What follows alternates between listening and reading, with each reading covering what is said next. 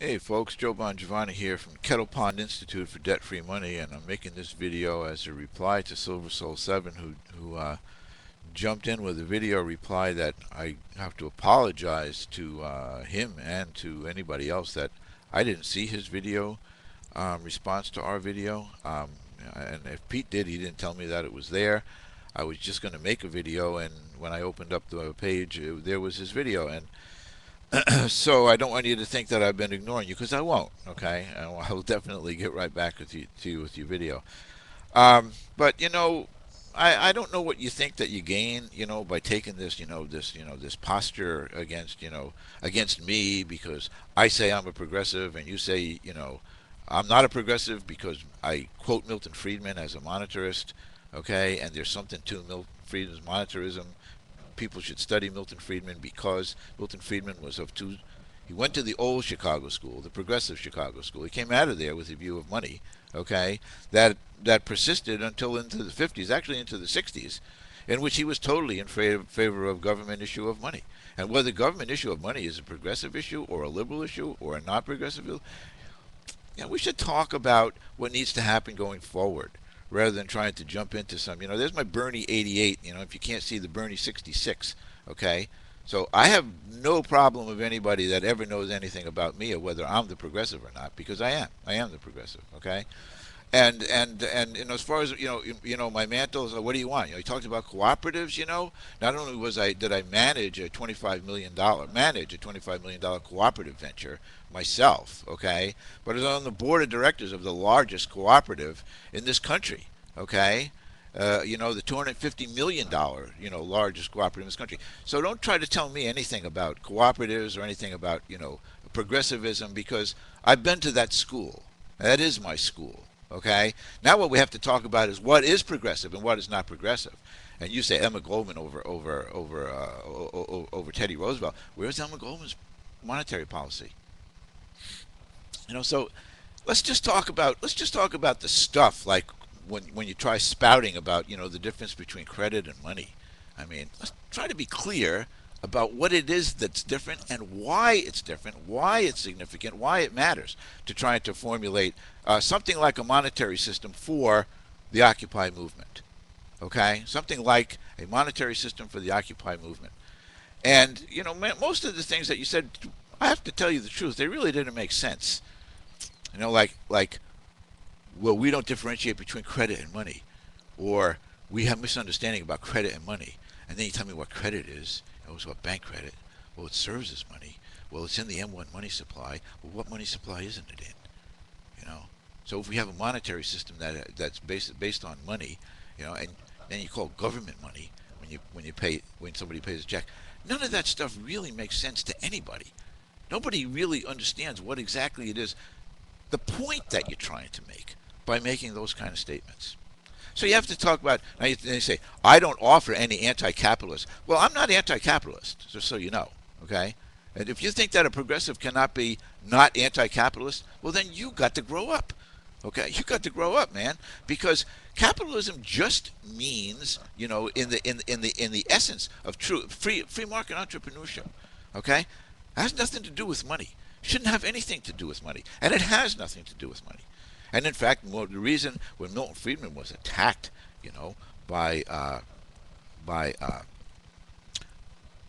both liberals and Austrians for his position supporting the old Chicago school, Chicago plan proposal, he said, well, the first thing that you have to have in order for the free market entrepreneurship to work, and it's essential, is a level playing field. And the only way you can have a level playing field is if nobody controls the issuance of the purchasing power of the national medium of exchange, the national circulating medium. If anybody controls the issuance of the things that you talk about, bank credit, if anybody controls that, then they control the economy. Okay, now, to me, that's anti-progressive. Have anybody control the issuance of purchasing power in the national economy is anti-progressive. Now, you tell me why it's not anti-progressive. Okay. Now you try to make a point about something about we don't do anything. We don't do anything about the scarcity of money issue, scarcity of purchasing power issue. When of course we do. the issue that we address is the fact that in order for the economy to act upon its own volitions, which is what, see, you're saying, oh, we want it to act upon its own volitions. We don't have government intervention. We don't have government control of credit. There's no government control of credit. Where do you get that notion from? In the Kucinich bill. Where do you get that from? For anything I've ever said that there's a government control of credit, there's none. So that's a total construct of yours, okay? Because you've moved on, from monetary reform, to something else. I'm totally here to have this discussion with you. I want you to know that, okay? I want you to know that. But let's talk about it in terms of real things that really matter, okay? There's no control of any credit by the government whatsoever. All there is, the provision of adequate money circulating into the bank accounts so that people can make the decisions about whether to have a loan or not to have a loan. Where's the government control of credit? Where's the government directing anything to do with credit, credit being the other side of debit, okay? Where is anything? There's nothing. So all these are just vacuous statements that you're making. And the fact that, yeah, you can come out and make them and you can look pretty making them and sound like you're the really tough progressive guy, and I'm the bourgeoisie, I don't mind that, okay? I don't mind being called the bourgeoisie, but you got to show some stuff if you're going to maintain and persevere, on that kind of a line of thought, because it's totally bogus. It's totally bogus. It says absolutely nothing. I'm trying to look at all the things. Scarcity of capital issue, the artificial scarcity of capital issue, that's the issue that we have right now, isn't it? Isn't it? How are we overcoming that? How are you overcoming that? We're talking about how we're overcoming it. We're going to put the money into circulation without any debt. We're talking about that. What are you doing about it? That's what I want to know. What's your option? That's what I want to do. We're here on the corner. Situation is what it is. We're going forward. Why is your way better than my way? To me, if you're not willing to do that, then, to me, then it just doesn't make sense. There's no issue about unsustainable interest because it circulates. It's a separate thing that deserves its own, point of being addressed. For some reason, the people that deny the problem of identified by the social credit people, of the fact that we don't create the interest, they seem to think that banks are not businesses, and therefore when banks get paid interest money and that circulates in the economy, is any different than any company getting any payment for any service that they provide continuing to circulate in the economy. It's not different. It's no different. Okay? It is what it is.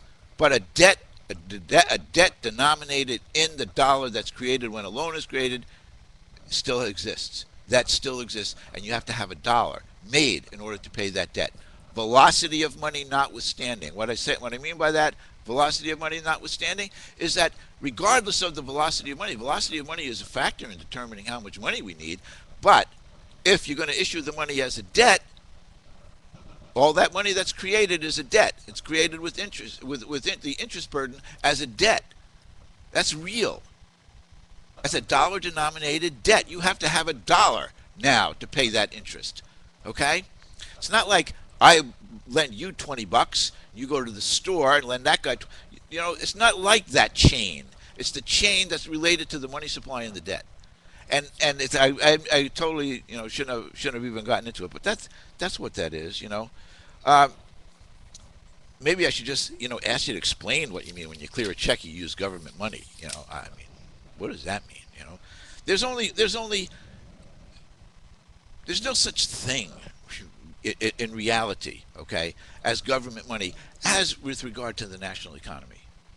There's no such thing. All money is private money. All money is created by the bankers. Okay?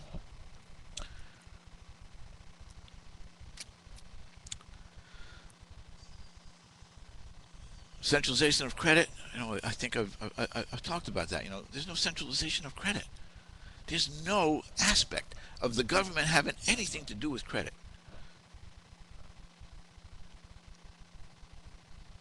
Bourgeois-progressive, pseudo-progressives like Joe. Why do you resort to that kind of stuff? Why do you resort to that kind of stuff? I just want you to know, okay? I got plenty of people in the Occupy movement that are totally embracing what I'm talking about. So if you think you're going to win it, what you need to do is figure out how to win it. And I invite you to do it. And that's why when this goes out, it's onto you, it goes onto my site, and all the people that are on my site that are on part of the Occupy movement can see that we're talking about two different monetary systems. Well, where's your, it's like, well, we don't have to adopt a monetary system. Well, we don't have to adopt a monetary system. Well, we've all been there before, just so you know, okay? We thought we could do everything without having a monetary system, and we've come to find out that we couldn't. So that's already out there. And as far as putting any more power to Big Brother, it's the total opposite. It's the total opposite. It's putting all the power in the hands of the people that have the money. All the government is doing is placing money into circulation. That's the supreme prerogative of government, according to Abraham Lincoln. And many others, and many other progressives, throughout the years. So it's like, why don't we just like get off the progressive thing? Who's the pseudo-progressive and who's the progressive, and let's just talk about how people are affected by money. What your plan is for overcoming the scarcity of money. Why that plan is superior to our plan, Um, I think I'm gonna leave it there. But with this caveat,